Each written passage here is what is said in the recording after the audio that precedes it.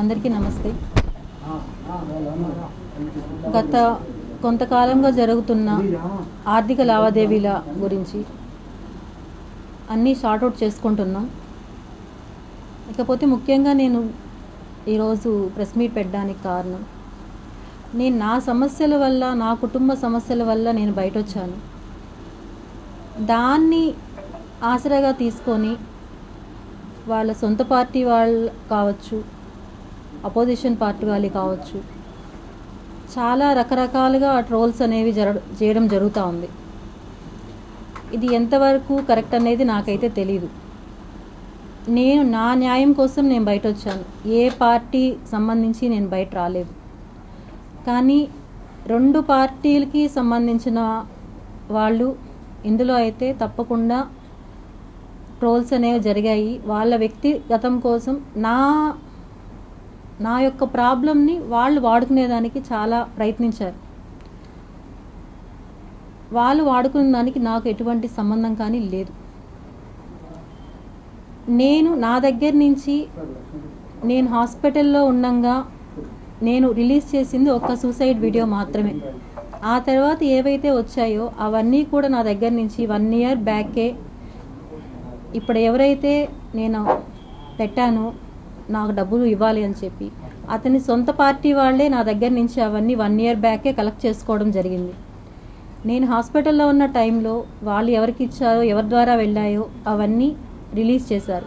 వాటిపైన నేను ఆల్రెడీ కూడా కేసు పెట్టాను. అవి ఎవరైతే రిలీజ్ చేశారో వాళ్ళపైన యాక్షన్ తీసుకోమని చెప్పి.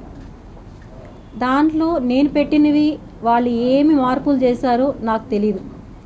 నేనైతే నా దగ్గర నుంచి వాళ్ళు 1 year బ్యాక్కి అన్నీ తీసుకోవడం అయితే జరిగింది. ఇందులో నేను ఫస్ట్ నుంచి అడుగుతున్నాను పవన్ కళ్యాణ్ గారిని, జగన్మోహన్ రెడ్డి గారిని, నాకు న్యాయం చేయండి అని చెప్పి నేను అడిగాను. ఒకవేళ నేను మాట్లాడిన మాటల్లో ఎవరైనా కానీ వాళ్ళకి బాధ కలిగించుంటే పవన్ కళ్యాణ్ గారు కానీ, జగన్మోహన్ రెడ్డి గారు కానీ ఎవరైనా కూడా క్షమించండి దయచేసి. ఆ తర్వాత ఇందులో నా ప్రాబ్లంని ఉపయోగించుకొని లబ్ధి పొందిన వాళ్ళు వాళ్ళ పార్టీలోనే జిల్లా అధ్యక్షులు, మెయిన్ జిల్లాకి సంబంధించిన అధ్యక్షులు, అలాగే అపోజిషన్ పార్టీ వాళ్ళ ఇన్వాల్వ్మెంట్ అనేది ఇందులో ఖచ్చితంగా ఉంది. నన్ను చాలా రకాలుగా ట్రోల్ చేసి నన్ను వాడుకొని చాలా చేశారు వీళ్ళందరూ. నాకు ఏ పార్టీలకి సంబంధం లేదు. నేను ఎవరితోనూ ఇన్వాల్వ్ అవ్వలేదు. వాళ్ళు సొంతంగా తీసుకున్న నిర్ణయాలకి, ట్రోల్ చేసిన దానికి నేను ఎటువంటి బాధ్యురాలని కాదు. మెయిన్ నా కుటుంబ పరిస్థితులు కారణంగా నేను ఇంకా ఎక్కడ ఫోకస్ కాదలుచుకోలేదు. నా ఆరోగ్యము బాగాలేదు. సో ఇక్కడితో నేను అవన్నీ స్టాప్ చేయాలని డెసిషన్ తీసుకున్నాను నేను. సో దయచేసి నాకు మీడియా తరపున, పోలీసుల తరపున, ప్రతి ఒక్కరి తరపున నాకు చాలా సపోర్ట్ ఇచ్చారు అందరూ. అందరికీ చాలా థ్యాంక్స్. నిజంగానే సిఐ సార్ కానీ ప్రతి ఒక్కరూ బాగా రెస్పాండ్ అయ్యారు. మీడియా వాళ్ళు ప్రతి ఒక్కరూ చాలా బాగా రెస్పాండ్ అయ్యారు. మీరందరూ రెస్పాండ్ అవ్వడం వల్లనే నేను ఈరోజు ఇలా కూర్చొని మాట్లాడుతున్నాను. అదైతే నాకు ఖచ్చితంగా తెలుసు. ఇందులో వాళ్ళ పార్టీలకి ఏమున్నాయో నాకు తెలీదు. వాళ్ళ వ్యక్తిగతంగా పార్టీస్కి ఎటువంటి సంబంధం ఉందో నాకు తెలియదు. నన్ను మాత్రం పార్టీల్లోకి లాగద్దండి దయచేసి. వాళ్ళ వ్యక్తిగతాలు వాళ్ళే తేల్చుకోవాలి. నాకైతే ఎటువంటి సంబంధం లేదు.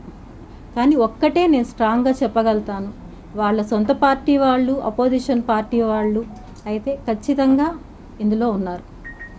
Thank you. చూసుకుంటామండి, అది కోర్టు ద్వారా చూసుకుంటాం.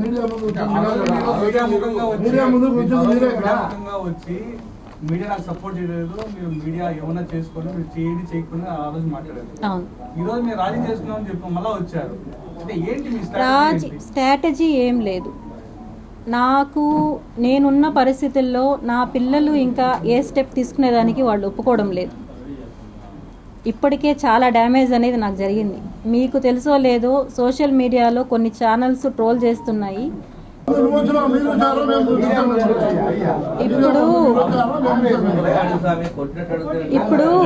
ఇప్పుడు ఒకటి అన్నారు కదా, మీడియా ముందు మీరు వచ్చారా, మీడియా మీ దగ్గరికి వచ్చారా? ఇప్పుడు మీరు అడిగే పద్ధతి ఏంటండి?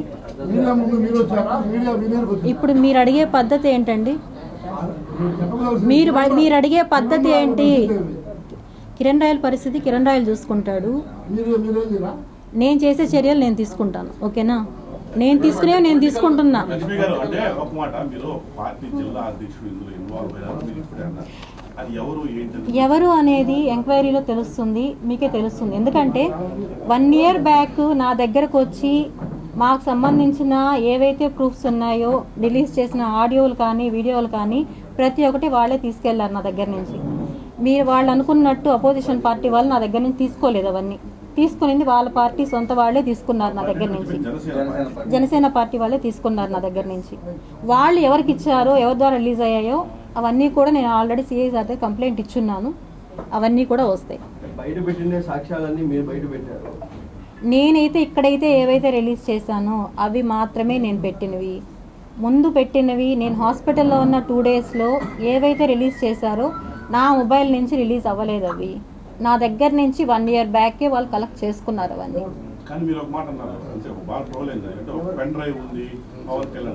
ఇవన్నీ కూడా నేను ఇప్పుడు ఇంతకు ముందే చెప్పాను. నేను నా ద్వారా ఎవరన్నా బాధపడి ఉంటే సారీ. ఎందుకంటే ఇవన్నీ ఎవరి దగ్గర నుంచి నాకు వచ్చాయి ఏమనేది కూడా అన్నీ కూడా నేను అక్కడే నేను చూసుకుంటాను. కేసులు అవి మాట్లాడుతున్నాను, మాట్లాడి సెటిల్ చేసుకుంటాం.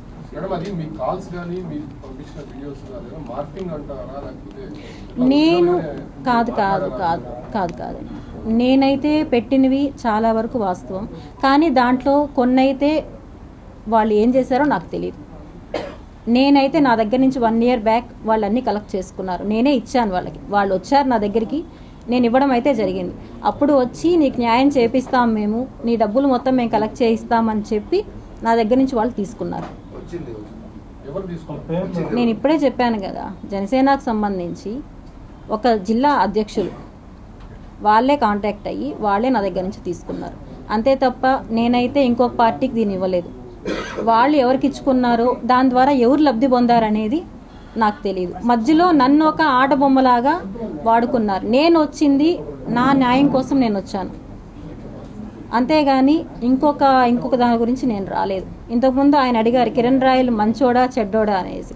మంచోడా చెడ్డోడా అనేది ప్రపంచానికి తెలుసు, అది నేను చెప్పాల్సిన ఇది లేదు. కానీ నేను అనడం, నా విషయంలో నేను ఫైట్ చేసింది నా డబ్బుల కోసం. నా డబ్బుల కోసం చేసిన దాంట్లో ఇప్పుడు వచ్చి మీరు పార్టీలు ఇందులో మీ వెనకాల వాళ్ళు ఉన్నారు, వీళ్ళు చేపించారు అనడం కరెక్ట్ కాదు. కొంతమంది కీలక నేతలపైన కొన్ని కామెంట్స్ చేశారు. సో దానివల్ల అది పొలిటికల్గా టర్న్ అయిందంటే అట్లా చేశారండి. పొలిటికల్గా దాన్ని తీసుకెళ్లారు. నేను తీసుకెళ్లడం అనేది కాదు, పొలిటికల్గా దాన్ని తీసుకెళ్లాల్సి వచ్చింది. దాంట్లో నా సొంతం అయితే ఏమీ లేదు. అవి సెటిల్మెంట్ జరుగుతున్నాయి. నా తరపున కాదు, మా పిల్లలు మాట్లాడుతున్నారు అవంతా. ఎందుకంటే నన్ను ఇక్కడితో, ఎందుకంటే నేను మీకు తెలుసో లేదో 3 daysగా నేను హాస్పిటలైజ్లో ఉన్నాను. ఇంకా పిల్లలు ఇంకా వద్దు ఇవన్నీ అని చెప్పి వాళ్ళది వచ్చింది. సో నేను ఒక క్లారిఫికేషన్ ఇవ్వాలి, నేను ఇవంతా క్లోజ్ అయ్యేటప్పుడు నేను ఒక క్లారిఫికేషన్ ఇవ్వాలని చెప్పి నేను ప్రెస్ మీట్ పెట్టడం జరిగింది.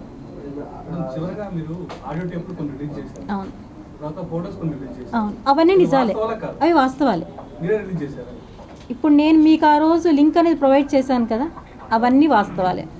నేను ఏవైతే రిలీజ్ చేశానో నాకు అతనికి ఉన్న లావాదేవీలు అన్నీ పర్ఫెక్ట్, దాంట్లో ఎటువంటి ఇవి లేవు. లావాదేవీల వరకు నేను మాట్లాడతాను, నేను ఫైట్ చేస్తాను, అంతేగాని రాజకీయంగా దీనికి ఎటువంటి సంబంధం లేదు. దాని మధ్యలో వాడుకున్న వాళ్ళ కథ వాళ్ళు చూసుకుంటారు, అంతే తప్ప లేదండి. అది నాకు సెటిల్మెంట్ అయితే నేను విత్డ్రా చేసుకుంటాను.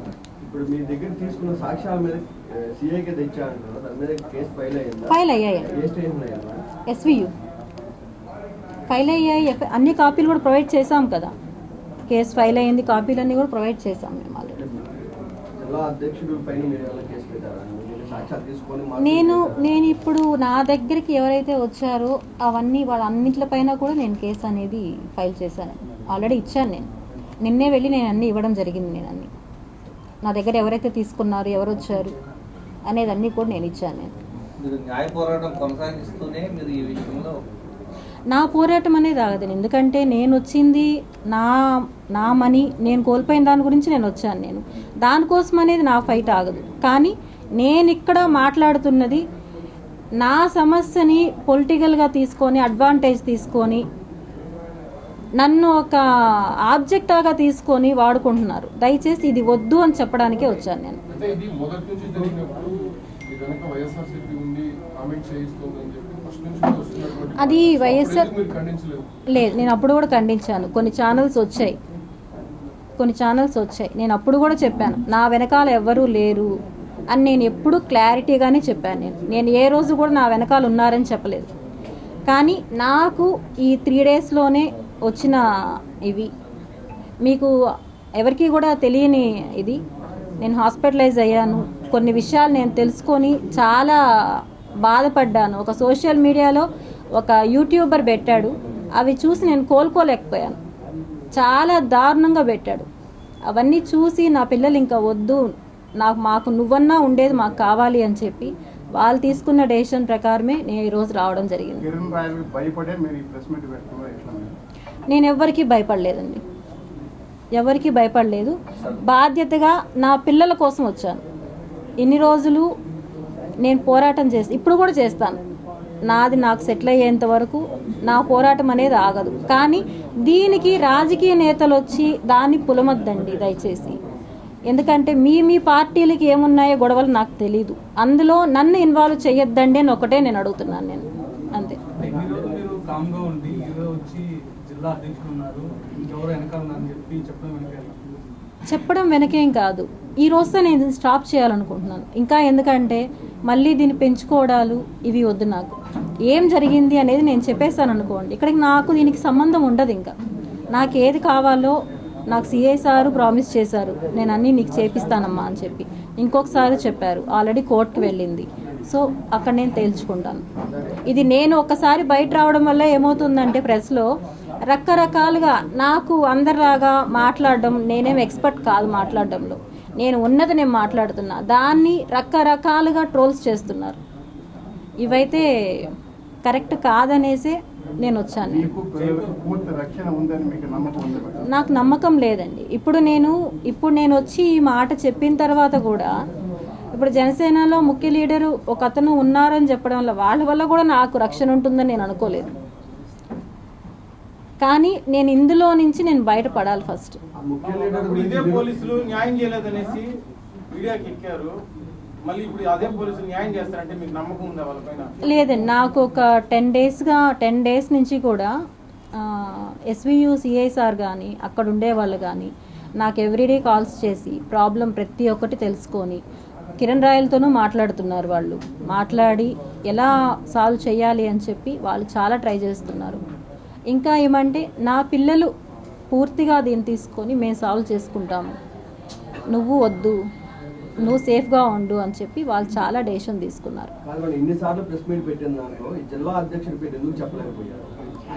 నేను మొదటి నుంచి కూడా చెప్తూనే ఉన్నానండి. ఇందులో ఒకరు నా దగ్గర నుంచి తీసుకున్న వాళ్ళు ఉన్నారు, నేను ఆల్రెడీ చెప్పాను నేను ఇది. కానీ ఎవరు అని నేను చెప్పలా. జిల్లాకు సంబంధించిన ఒక నేత వాళ్ళ తరపున నుంచి వచ్చి నా దగ్గర తీసుకున్నారు.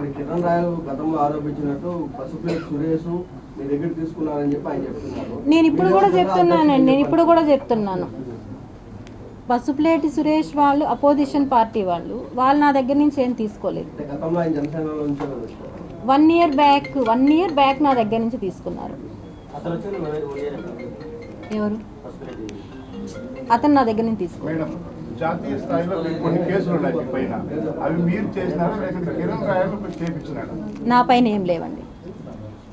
అవి కూడా అన్ని నా పైన ఉండుంటే నేను ఒక రోజులో నేను బయట రాను కదా. నా పైన నిజంగానే నేను వెనక్కి తగ్గుతున్నానని నేను చెప్పలేదండి. నేను ఇప్పుడు కూడా నాకేదైతే కావాలో దానికోసం నేను నా ఫైట్ అనేది ఆగదు. నాకు వచ్చేంత వరకు నేను నేను అది సెటిల్ చేసుకుంటాం. కానీ నేను అడుగుతున్నది నన్ను యూజ్ చేసుకొని రాజకీయంగా వద్దు.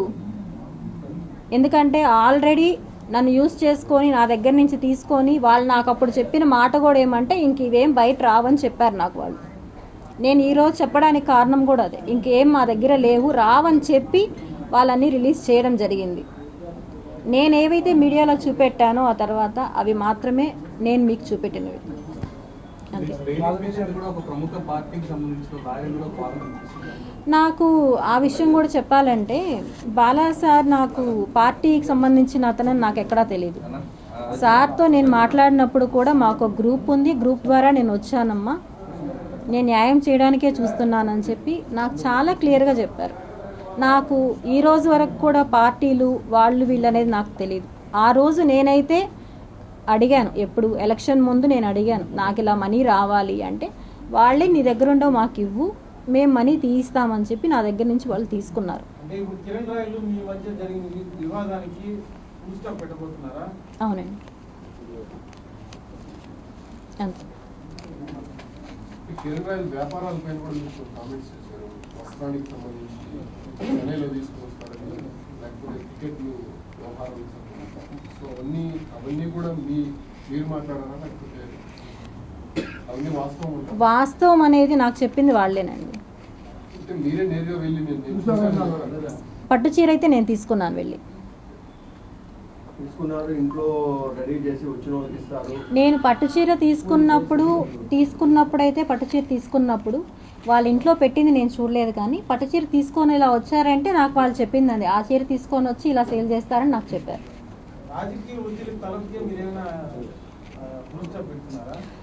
రాజకీయ ఒత్తిడి ఏమీ నా పైన లేదు. ఎందుకంటే పవన్ కళ్యాణ్ గారి దగ్గర నుంచి సెక్రటరీ నుంచి నాకు కాల్స్ వస్తున్నాయి, ఎప్పుడు వస్తున్నారు, అపాయింట్మెంట్ కావాలని చెప్పారు అని చెప్పి. నేను అది కూడా ఇంకా ఏది వద్దు అనుకోనే ఫుల్ స్టాప్ చేయాలనేసి నేను వచ్చాను. నేను సమస్య షార్ట్ అవుతుంది కదా మేడం, ఫోన్ వచ్చినప్పుడు వెళ్ళాలి కదా, ఎందుకు వెనక్కి? నేను మీకు చెప్తున్నాను సార్, నేను ఒక 2 వీడియోస్ చూసాను నేను యూట్యూబ్లో. నేను ఇన్ని రోజులు నేను చూడలేదు వాటిని. ఎలా మాట్లాడారంటే ఒక మహిళని అంత దారుణంగా మాట్లాడతారు అనేది నాకు అంతవరకు కూడా తెలియదు. నాకు కోరుకున్నదే కదా, అపాయింట్మెంట్ కావాలని డిమాండ్ చేశారు, మరి వచ్చినప్పుడు వెళ్ళాలి కదా. అవును, నేను చెప్తున్నాను కదా సార్, నా పిల్లలు దానికి దేనికి ఇప్పటికే చాలా కోల్పోయాం మేము. సమాజంలో ఏం కోల్పోయామనేది ప్రతి ఒక్కరికి తెలుసు. నేను నా బాధలు భరించలేకుండా నేను బయట వచ్చాను. ఆ బయట వచ్చిన దాన్ని ఎక్కడెక్కడికో వెళ్ళాయి. అవి అతను ఆవేశంలో చేసినవి చాలా ఉన్నాయి. ఇవన్నిట్లకి